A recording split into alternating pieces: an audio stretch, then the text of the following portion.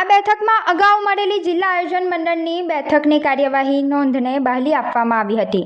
આ સમીક્ષા બેઠકમાં પ્રભારી મંત્રી પ્રફુલ્લ પાનસેરિયાએ વિકેન્દ્રિત જિલ્લા આયોજન કાર્યક્રમ હેઠળની વિવિધ જોગવાઈઓ હેઠળ વિવેકાધીન જોગવાઈ, પ્રોત્સાહક જોગવાઈઓ, એટીવીટી, ગ્રામ્ય ધારાસભ્ય ફંડ સહિતની જોગવાઈઓની સમીક્ષા કરી હતી। વિકેન્દ્રિત જિલ્લા આયોજન કાર્યક્રમ હેઠળની વિવિધ જોગવાઈઓ હેઠળ વર્ષ 2022-23 થી વર્ષ 2025-26ના કામોની સમીક્ષા પણ કરવામાં આવી હતી।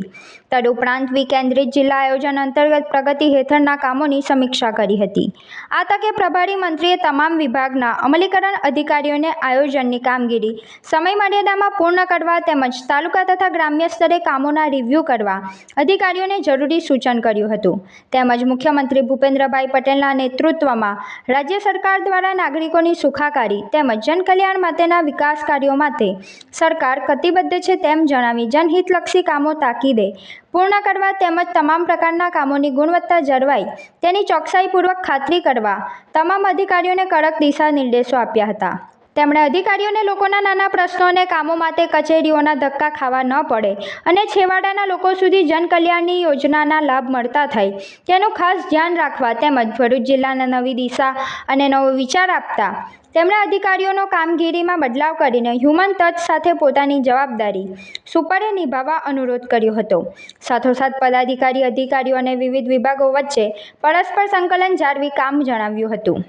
આ સાથે ચોમાસાની ઋતુને અનુલક્ષીને જિલ્લાના સર્વાંગી વિકાસ માટે મંજૂર થયેલા કામોને ઝડપથી હાથ ધરી નિયત સમયાવધિમાં પૂર્ણ કરવા જિલ્લા પ્રભારી મંત્રીએ તાકીદ કરી હતી। તેમણે જિલ્લામાં પ્રજાલક્ષી કાર્યોને મહત્તમ રીતે આવરી લેવાની સાથે સામૂહિક વિકાસના કામોને અગ્રતા આપવાની હિમાયત કરી હતી।